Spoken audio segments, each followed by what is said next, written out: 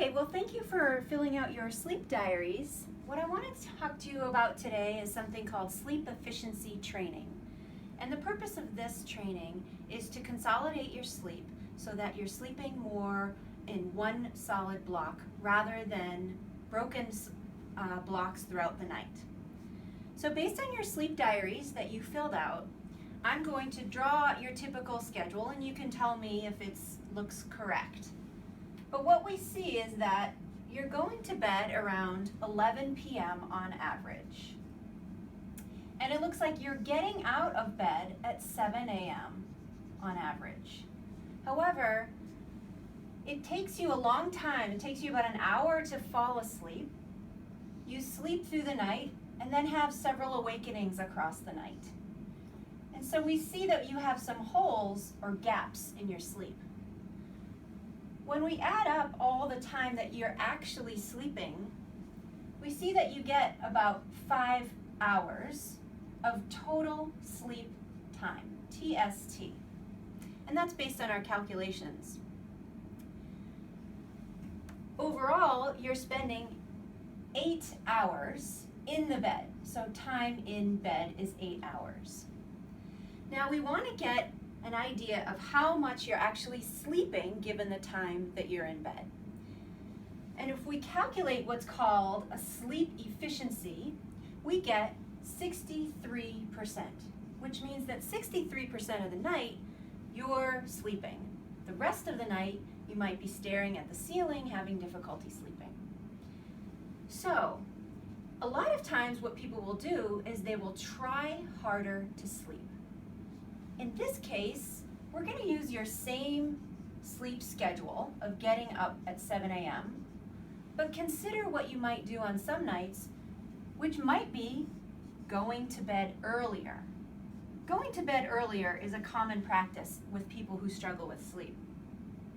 Now in this case, if we take your insomnia profile, which are broken periods of sleep, we see that the periods of wakefulness are actually longer. And the total sleep time may not change. So your total sleep time stays at 5 hours, but the time that you've spent in bed goes up to 9 hours, an additional hour in the first half of the night. And in this case, your sleep efficiency actually drops.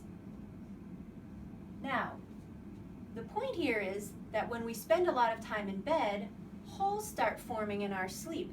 If you think about it like a pizza dough, you're kneading the dough and holes start to form. So instead of going to bed earlier, what if you went to bed later? In this scenario, if you went to bed at midnight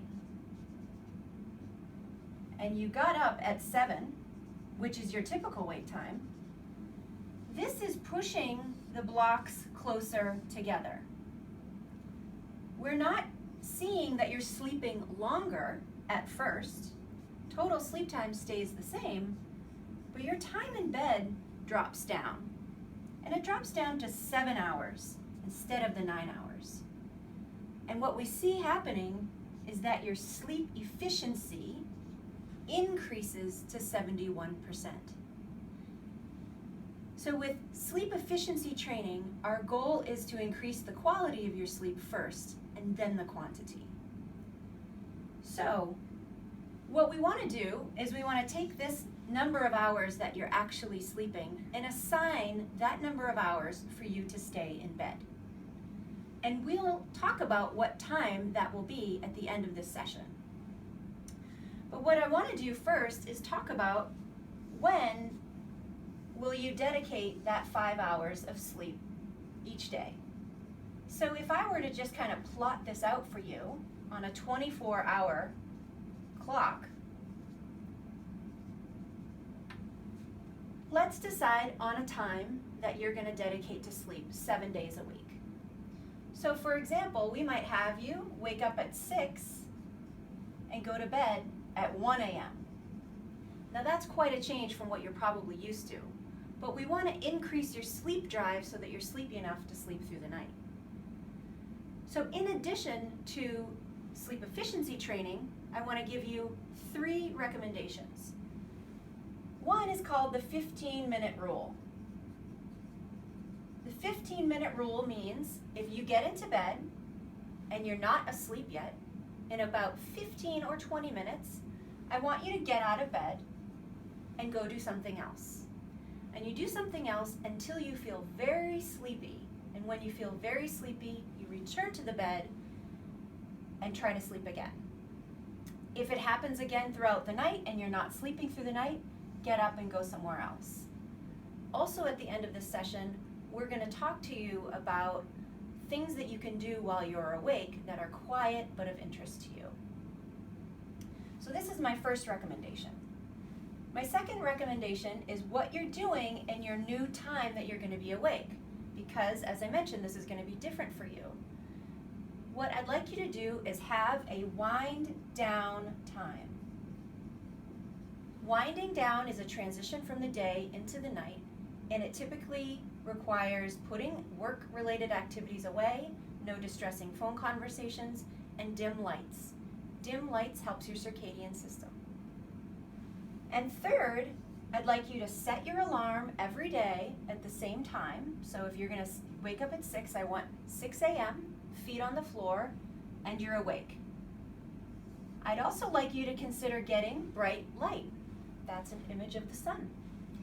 So bright light in the morning, which will also help to set your circadian rhythm. So what we've just discussed is what you're going to do during the night if you can't sleep, what you do upon awakening, and what you do in the evening before you go to bed. Also keep in mind that there is no napping allowed while you're practicing these strategies. This is a key component of increasing your sleep drive at night. These recommendations are generally referred to as stimulus control, and you'll learn more about that as we continue this therapy.